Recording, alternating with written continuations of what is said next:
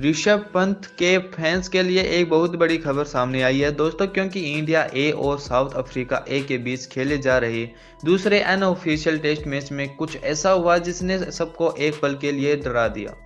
दरअसल जब ऋषभ पंत बल्लेबाजी कर रहे थे और शुरुआत में सब कुछ नॉर्मल लग रहा था, लेकिन कुछ ही ओवर बाद उन पर गेंदबाजों ने ताबड़तोड़ बाउंसर फेंकने शुरू कर दिए। पहले एक तेज गेंद सीधे उनके हेलमेट पर जाकर लगी, फिर अगली गेंद ही उनके कोहनी पर जाकर लगी और इसके बाद तीसरी गेंद उनके पेट पर जाकर लगी। तीन तीन जगह चोट लगने के बाद पंत ने तुरंत फिजियो को बुलाया और कुछ देर बाद करने के बाद रिटायर्ड हट लेकर मैदान से बाहर चले गए।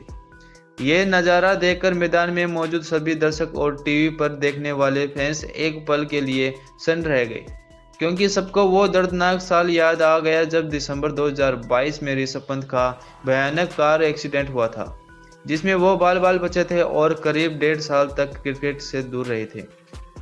उस हादसे के बाद उनकी हर झलक, हर रन और हर मैच फैंस के लिए किसी इमोशन से कम नहीं होता है। अब जब वो इंडिया ए के लिए खेलते हुए वापसी की तैयारी कर रहे थे तो अचानक मैदान छोड़ते देख सभी को लगा कि वह कहीं कुछ फिर से गलत तो नहीं हो गया।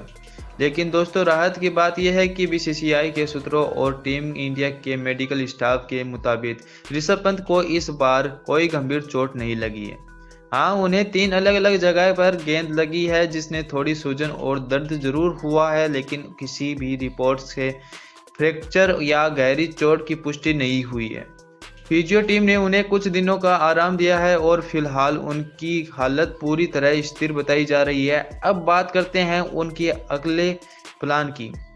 इंडिया और साउथ अफ्रीका के बीच 14 नवंबर से शुरू हो रही 2 टेस्ट मैचों की सीरीज के लिए पंत का नाम स्क्वाड में शामिल कर लिया गया है।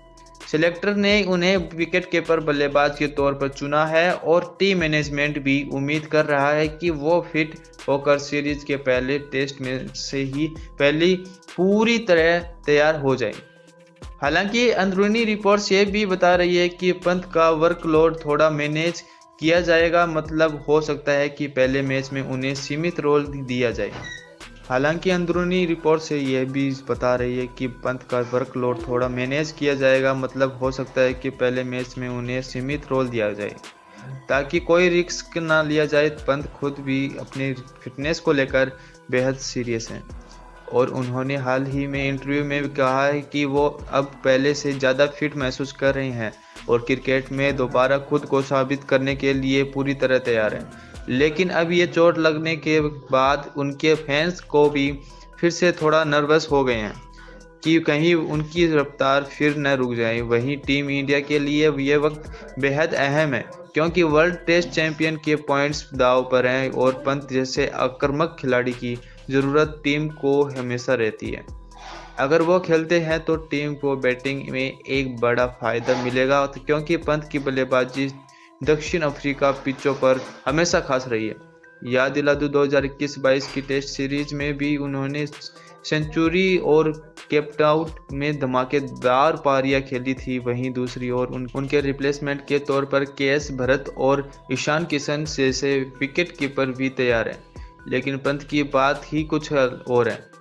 उनका स्टाइल, उनका आत्मविश्वास और मैच को पलटने की काबिलियत उन्हें बाकी सब से अलग बनाती है। अब देखने वाली बात यह होगी कि मेडिकल टीम उन्हें कब फुली फिट घोषित करती है, क्योंकि टीम इंडिया का मैनेजमेंट भी यही चाहता है कि वो जल्दबाजी ना करें।